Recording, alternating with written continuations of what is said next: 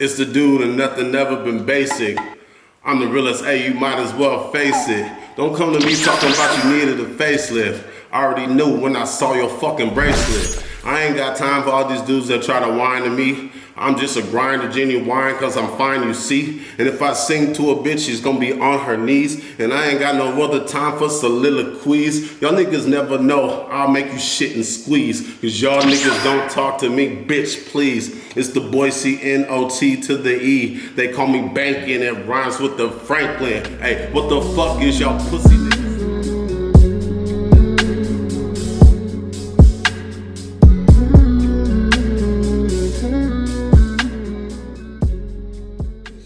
It's your boy C-No Bankin, you know what I'm saying?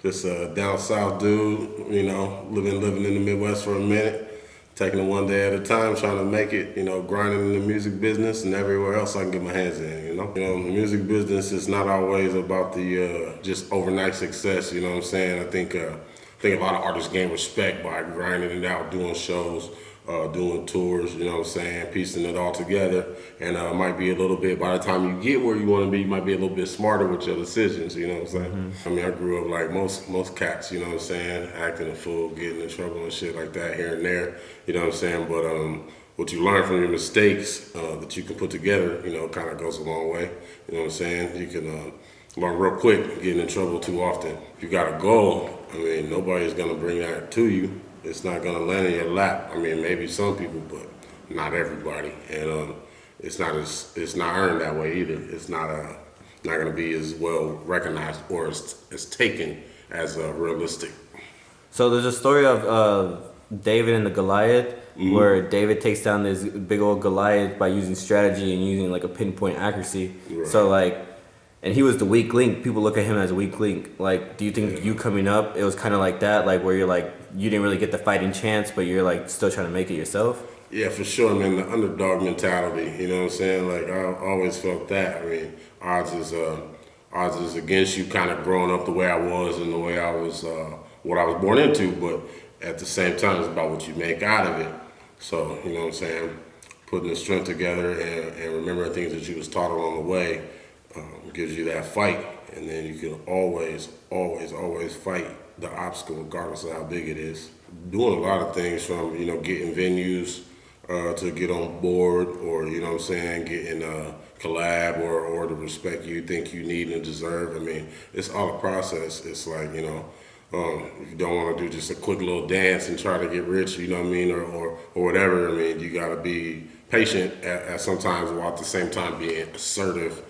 And I think I always kept my foot on the pedal just enough to keep on getting better and better and doing bigger and better things. I do a little bit of everything. Freestyle's crazy. The rapping and shit is just something I do just because it's fun and I can do it real easy. But I mean, my passion is really singing. You know, started singing at a young age. Had a group with the fam, my brothers and shit. So I mean, we always been doing the music stuff. So I mean, like, just kind of getting older and pushing through. It was just, you know, real good feeling, just always doing something. But R&B, hip hop, rap, you name it, I got it. And I grew up with a big family. All of them sing, all of them act. My little brother's a great singer and a good inspiration for me. You know what I mean? Like, my whole family always been in entertainment, so I mean, it came pretty easy for me personally. Never been scared. Doing some little mini tours and whatnot, doing shows in Colorado, coming back to Sioux City, just making trips, hitting a lot of different spots. We was doing like Afro Man, and we got Bone Crusher show we're gonna do, you know what I'm saying? Just linking worlds together, you know, new age, old school, a little bit of everything, man. Anybody that's still, you know, doing something, working together with them and, you know, making some moves, man. But so I'm just dropping albums, dropping videos, you know what I'm saying, getting it all rolling for sure. For me, I mean, you know, it's about putting out good content. So the videos all correlate with the album. The album's called Nightlife.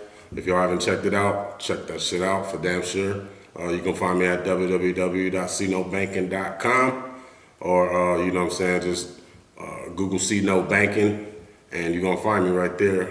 But yeah, it's important to put your music out. A lot of people just hold their shit, you know what I'm saying, and like being independent where I can still do what I want and make the moves I feel like I want. Shoot, I got like 6, 7 videos for the one album, you know what I'm saying? So Right. I'm just gonna keep releasing them and keep applying pressure, making sure that I got some good content out there for everybody. I don't really feel like I fit into one little niche. So I mean, like my first album I put out by myself was an R&B album, like straight R&B singing album, you know what I mean? Several mixtapes since then. Then Nightlife came out.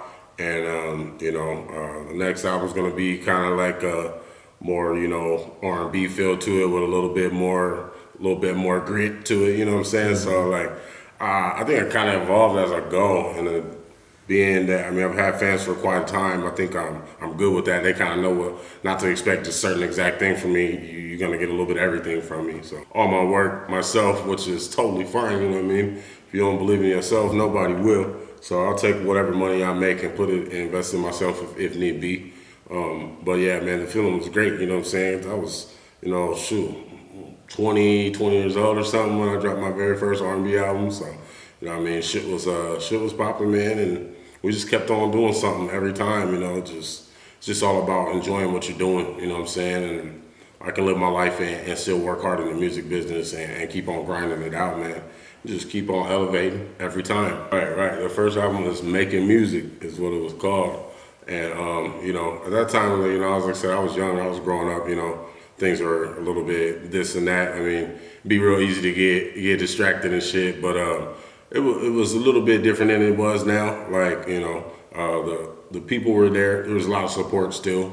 But, just different music scene. I feel like people are still going to shows and stuff. It's just a different vibe now that you got internet that's throwing a lot of stuff out there and making things so much easier to get a hold of.